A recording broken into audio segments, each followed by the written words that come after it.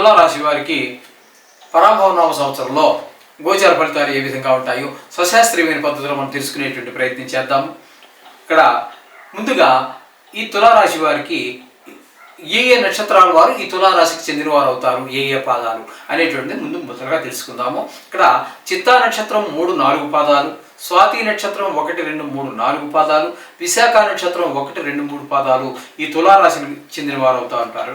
అయితే వీరికి ఆదాయం 5 కనిపిస్తున్నది, వ్యయం 14 కనిపిస్తున్నది, రాజపూజ్యం 6, అవమానం 3 కనిపిస్తుంది. ఇక్కడ మనము వీటిని చూసి మీరు కంగారు పడద్దు, ఆదాయం తగ్గిపోయింది, వ్యయం పెరిగిపోయింది అని కానీ, లేదా వీటిని చూసి మీరు ఏం కంగారు పడద్దండి. ఇక్కడ మూర్తి మంతత్వం మీద కూడా ఆధారపడి ఉంటాయి ఫలితాలు. కాబట్టి అవన్నీ ఇప్పుడు చెప్పుకోలేము, కానీ మొత్తంగా ఫలితాన్ని మీకు చెప్తాను, అందిస్తాము. అది మీరు జాగ్రత్తగా వినండి. ఈ రాశి వారికి గురుడు 31వ తారీఖు 5వ నెల 2026 వరకు మిథున రాశిలో సంచారం చేస్తున్నారు. తదుపరి కర్కాటక రాశిలో 5వ తారీఖు 31వ తారీఖు 10వ నెల 2026 వరకు సింహరాశిలో ప్రవేశిస్తారు.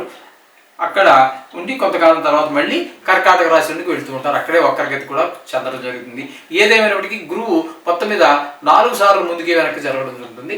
ఏదేమైనప్పటికీ గురువు యొక్క సంచారము ఈ వక్రంలో ఉన్నా ఎక్కడ ఉన్న స్థానాన్ని బట్టి మనం ఫలితాలు చెప్పుకోవాల్సి ఉంటుంది. అదొక సాంప్రదాయంగా జరుగుతుంది.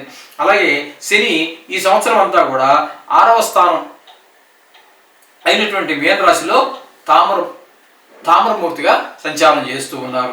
రాహు సంవత్సరాది లగాయితూ కుంభరాశి యందు 5, 12, 26 లగాయితూ మొత్తం సంవత్సరం చివరి వరకు కూడా చతుర్థ స్థానం అయినటువంటి మకర రాశిలోను లోహమూర్తిగాను సంచారం చేస్తూ ఉన్నారు. ఇక్కడ కేతువు సంచారం తీసుకున్నట్టయితే సంవత్సరాది లగాయితూ సింహరాశి యందు ఉంటారు. తదుపరి 5వ తారీఖు డిసెంబర్ 2026 లగాయితూ దశమ స్థానం అయినటువంటి కర్కాటక రాశిలో తామరమూర్తిగా సంచారం చేస్తూ ఉన్నారు. ఈ రాశి వారికి మొత్తంగా బాగుంటుంది. ఉద్యోగ, వ్యాపార, వ్యవసాయం ఇట్లాంటి రంగాల వారికి లాభిస్తుంది, రాణిస్తారు కూడా. వారు ధనాదాయం బాగుంటుంది. ఎంతటి కఠినమైన పని అయినా సరే సులువుగా చేయగలుగుతారు. ఈ విధంగా ఉంటుంది.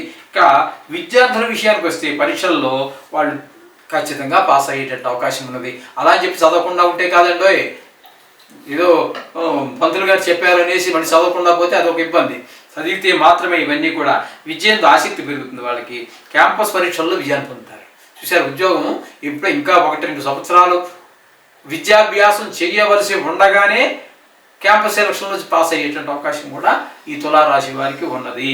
ఉద్యోగస్తులకు మంచి అవకాశాలన్నీ కూడా సిద్ధిస్తాయి. అధికారుల సహాయం లభిస్తుంది.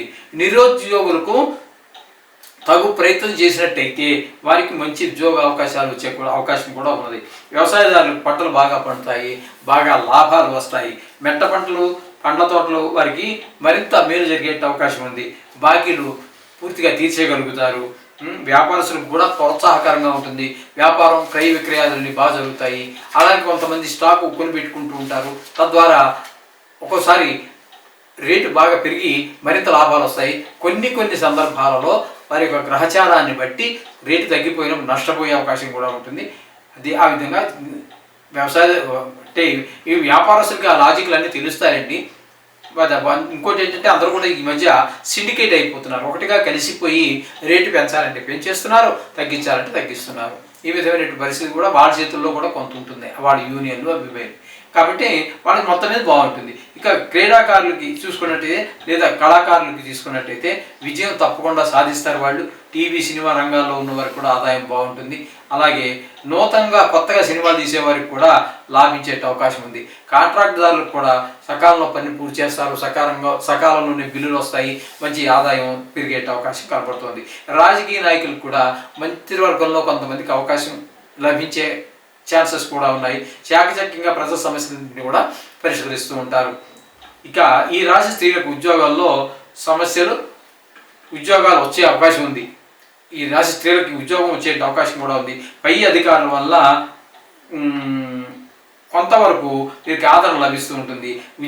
ఉద్యోగ అభివృద్ధి కూడా కనబడుతూ ఉంటుంది. ఉద్యోగంలో అభివృద్ధి అంటే ప్రమోషన్ అని అర్థం. ఈ విధమైనటువంటి వచ్చే అవకాశం కూడా వీరికి కనబడుతుంది. కాబట్టి ఈ రాశి వారు రాహువుకి జపదానాలు, కనకదుర్గ, రాజేశ్వరి దేవి, వైష్ణవి దేవి ఆలయాలు దర్శించడం ఇట్లాంటివి చేసినట్టయితే మంచి అవకాశాలు మరింత మెరుగుపడే అవకాశం కూడా ఉంటుంది.